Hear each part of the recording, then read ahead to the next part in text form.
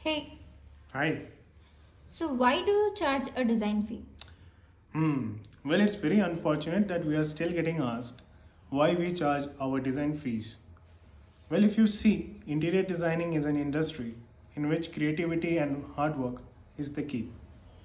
Now, we are making amazing 3D concepts, concept presentations, mood boards, and then photorealistic renders and 2D for our production drawings.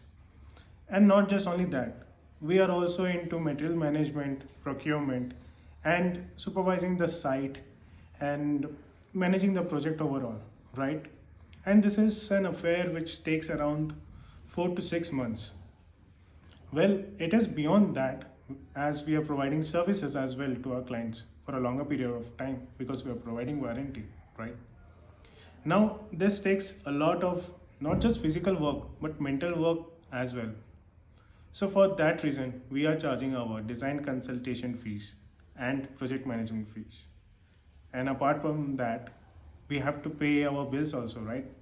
Thankfully, our clients understand this and they value our hard work. And we hope in the future we get clients who understand this process and they also value our hard work that goes behind making their homes beautiful. Happy homes, happy soul.